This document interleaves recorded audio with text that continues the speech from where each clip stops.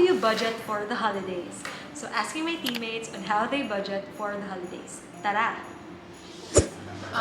Ako, personally, I use the sinking fund method. So, I think nag-start ko ano siya nga method. So, basically, sinking fund is a strategy in saving wherein instead of ibulto nimo og save bitaw in 1 month ang amount kay you regularly mag-installment siya. So, let's say from January to December, kay ako manggod, I think I've been using sinking fund method for 3 years now. Kay for the past, since 2019, 2020, kay murag pag tungtong nag-December kay magkarakara na rin kong save mangita og budget to buy for gifts sa akong parents. So nag-decide ko nga why not instead nga ayan ako mag-decide sa December kay January pa lang magsugod na ko og save may di balag let's say 500 per month since January. By the end of the year pud biya kay that's already 6,000 na pod. So kana 6K pwede na nako kanang ma-budget na nako pang regalo sa akong mama, sa akong papa, at sa akong brother. And nanapadyod na siya extra nga pwede pang ano na rin kanang panghanda na rin sa Christmas and sa New Year na pod. So mo na siya kung gina-use guys, so basin pwede siyang work sa inyo ha ang kaning sinking fund method kay kita manggod aware naman ta nga yearly na Junay Christmas. So why not start na tag so good January pa lang. So that's all. Thank you. For holidays, no, murag mo gani seasons of giving, no. So, duwa ako ang ginapreparahan ko ani days. First, no, is gifts, no. Sa ano ko siya paghatag sa akong mga loved ones. And second is luto, no, kana magluto gyud mga Noche Buena, kana tanan kay ako may ang punong abalaan na.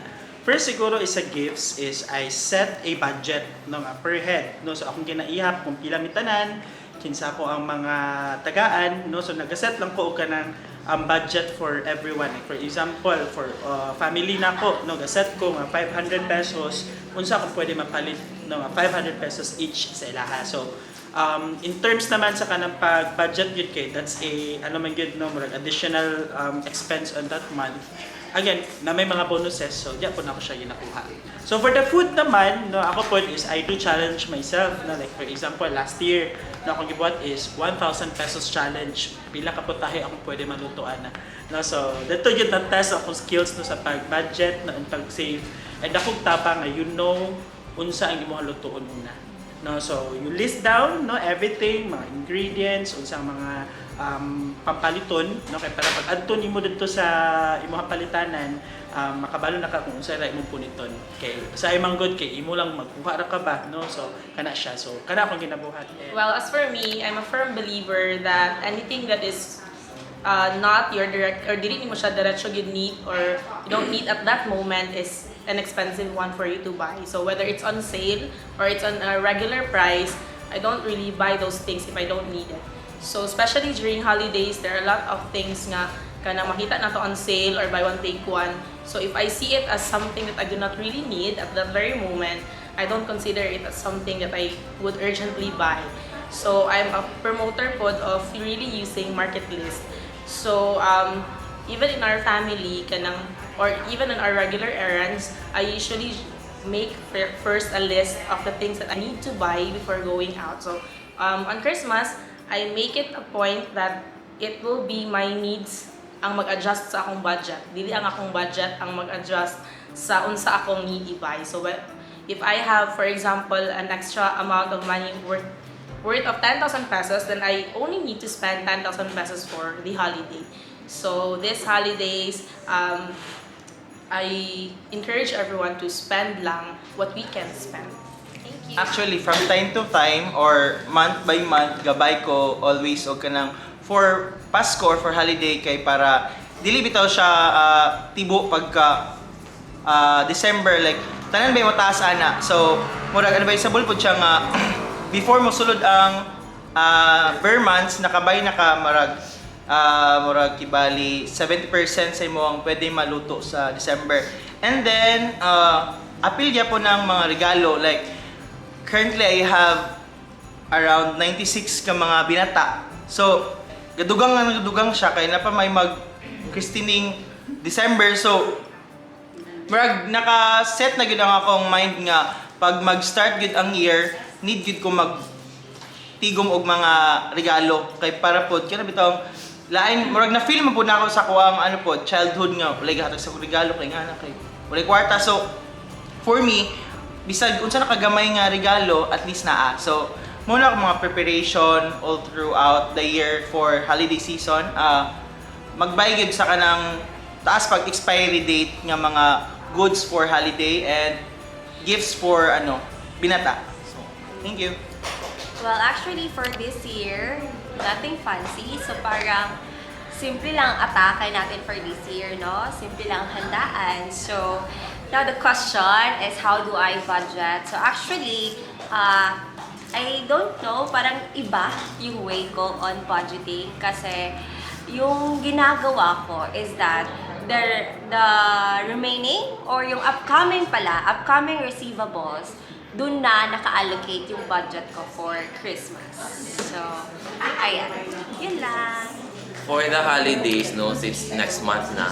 So, ang ako yung normally yun sa akong expenses kay every month and weekly na ko fixed expenses. So that's why akong income minus savings, minus expenses. No, so sa expenses na napud ko yung other investments ana.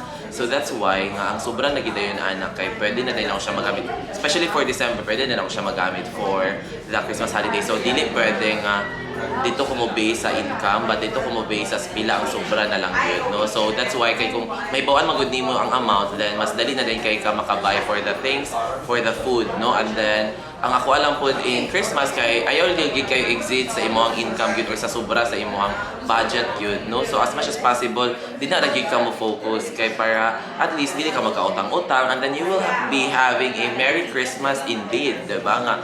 Kanang nakafocus ra jud ka ana. Okay, so during holidays, ang among family, among bonding yun kay cooking and kanang mag-eat me together. So, one of the hacks nga amo ang ginabuhat yearly is to cook our own food during holidays. Instead of ordering kay mas mahal man if mag-order, di ba? So,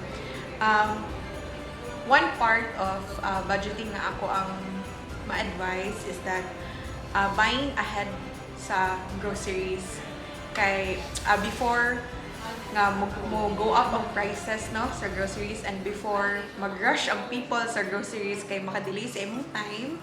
So what we do is mga 3 to 4 weeks ahead gabay nami, and dili pud siya tingob but kanang weekly. Let's say for example for this week we wanted to buy for 1 or 2 ka recipes ana, so amo na siya paliton daan inana.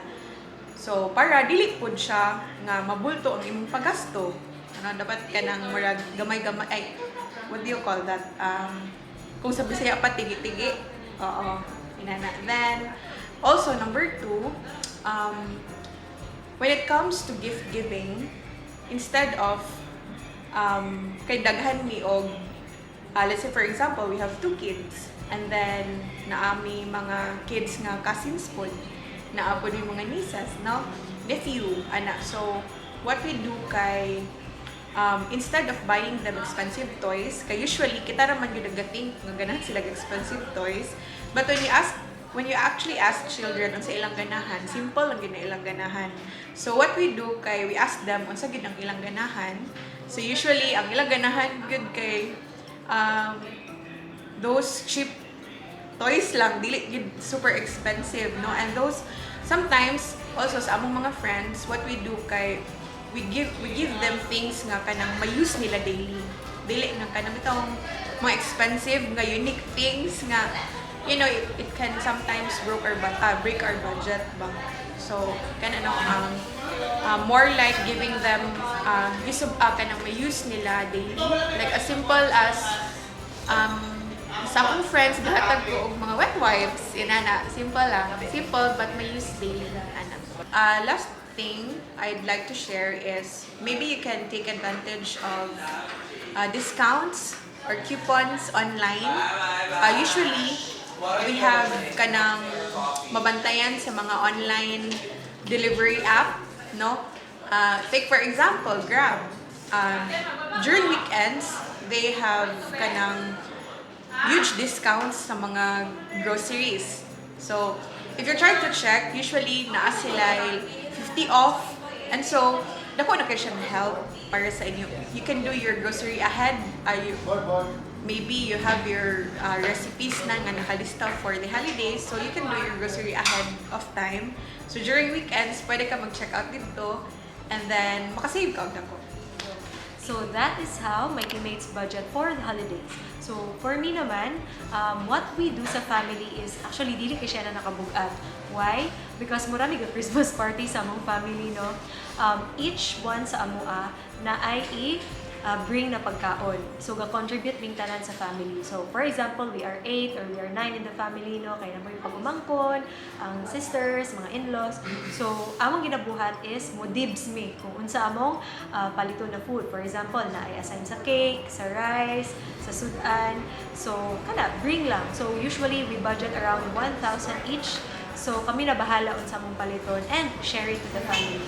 So that's how makatipid me whenever na ay holidays. So I hope nga naka-learn sa inyo ha guys, no? And let me know how you budget for the holidays. Bye!